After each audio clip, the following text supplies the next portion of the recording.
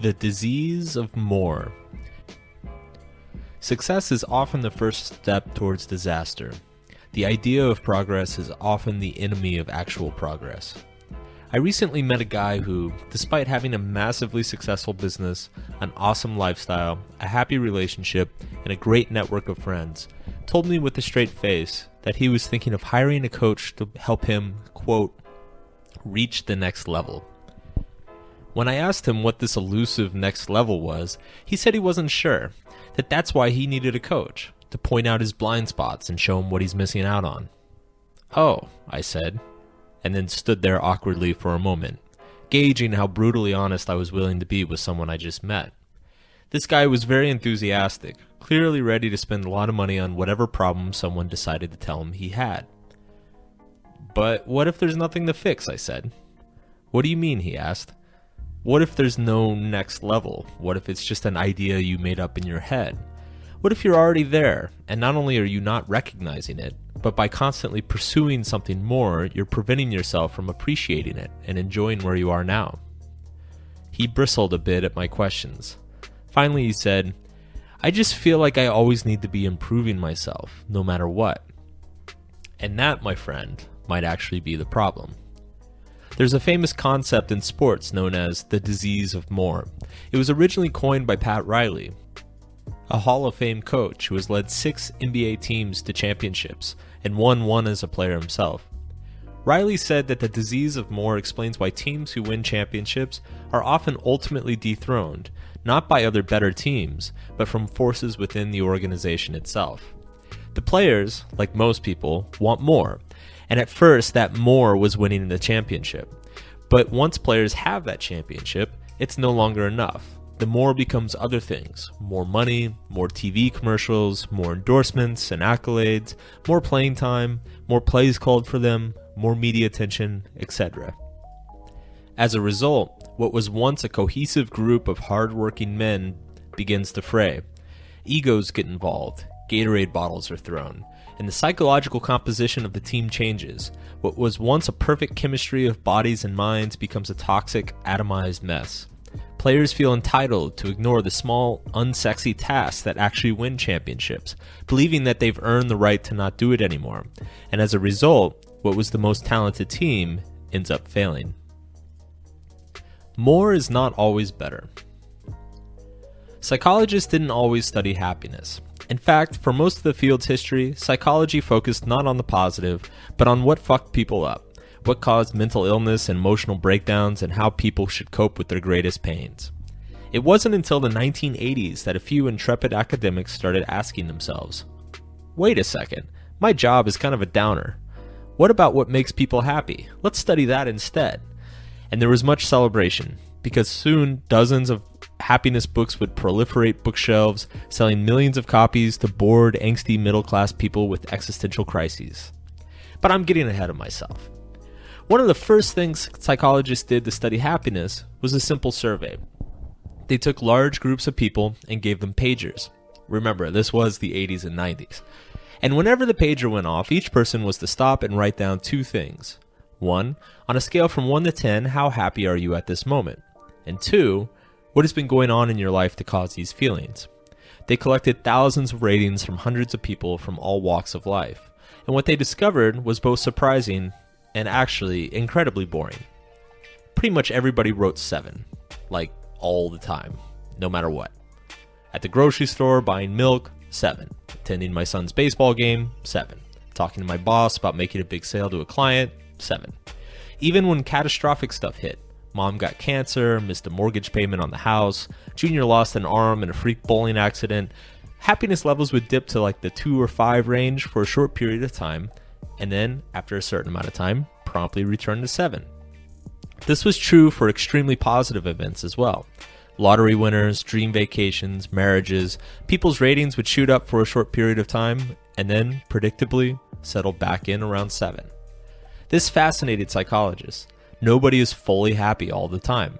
But similarly, nobody is fully unhappy all the time either. It seems that humans, regardless of our external circumstances, live at a constant state of mild but not fully satisfied happiness. Put another way, things are pretty much always fine, but they could also always be better. But this constant 7 that we're all more or less always coming back to, it plays a little trick on us. And it's a trick that we all fall for over and over again. The trick is that our brain tells us, if I could just have a little bit more, I'd finally get to 10 and stay there. Most of us live most of our lives this way, constantly chasing our imagined 10. You think to be happier, you need to get a new job, so you get a new job. And then a few months later, you feel like you'd be happier if you had a new house, so you get a new house. And then a few months later, it's an awesome beach vacation. So you go on an awesome beach vacation. And while you're on the awesome beach and your awesome beach vacation, you're like, you know what I fucking need? I need a goddamn pina colada. Can't a fucker get a pina colada around here? And so you stress about your pina colada, believing that just one pina colada will get you to your 10. But then it's a second pina colada, and then a third. And then, well, you know how this turns out. You wake up with a hangover and you're at a 3.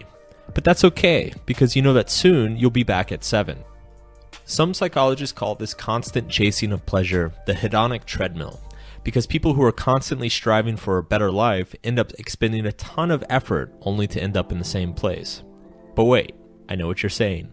WTF, Mark? Does this mean that there's no point in doing anything? No. It means that we need to be motivated in life by something more than our own happiness. It means that we have to be driven by something greater than ourselves.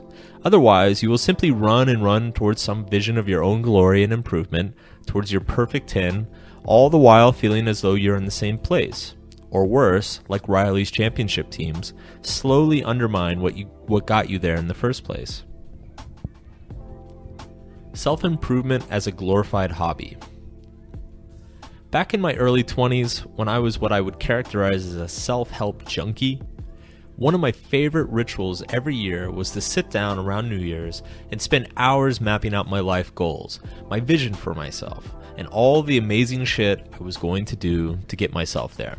I would spend hours analyzing my desires and values and end up with a very sexy and impressive sounding list of largely arbitrary goals, filled with stuff like taking bongo classes, or making a certain amount of money, or finally nailing that ever elusive six-pack.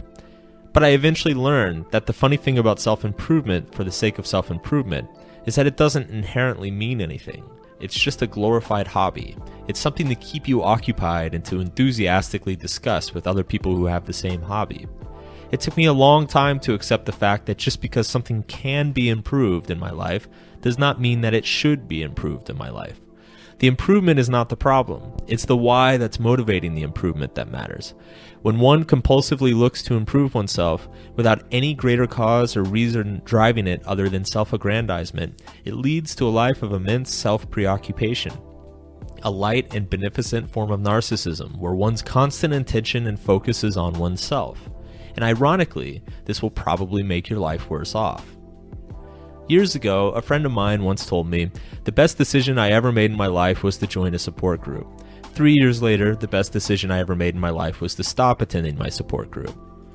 I think the same principle is true with all forms of self-improvement. Self-improvement tools should be used like bandages, only to be opened and applied when something is hurt or seriously wrong, and with the goal always being to eventually remove them.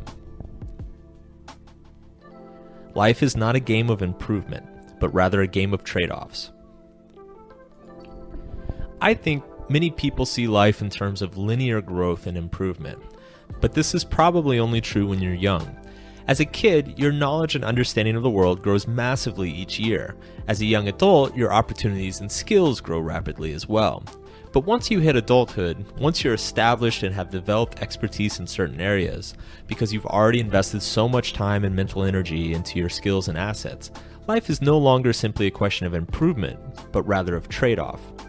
I've spent 10 years developing my ability as a writer. I've managed to conjure a successful writing career for myself. If I turned around and wanted to become a DJ, on the one hand, you could argue I'm improving myself by expanding my talents and skill set. But to put hundreds of hours to become competent at an entirely new artistic endeavor would force me to give up some opportunities as a writer.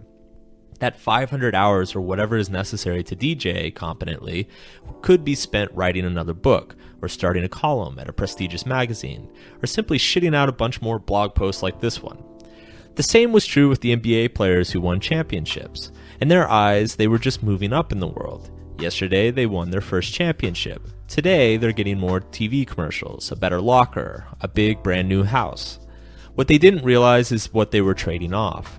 Their time and energy, now occupied by all sorts of new luxuries, was no longer able to focus on the nitty-gritty of basketball, and as a team they suffered. Which brings me back to the guy in search of a coach I met a couple weeks ago. Ultimately, my advice to him was to simply be careful. Be careful with the drive to improve for the sake of improvement. The desire for more for no other reason than that it's more. Be careful adopting new dreams and goals that could harm the success and happiness you've already built for yourself today. Or as the cliche goes, be careful what you wish for, because you just might get it. Life is not a checklist. It's not a mountain to scale. It's not a golf game or a beer commercial or whatever cheesy analogy you want to insert here. Life is a game of trade-offs, and you must eventually choose what you're willing to trade based on what you value. And if you're not careful with your values, if you're willing to trade things away for the sake of another hit of dopamine, another temporary trip to your own personal psychological 10, then chances are you're going to fuck things up.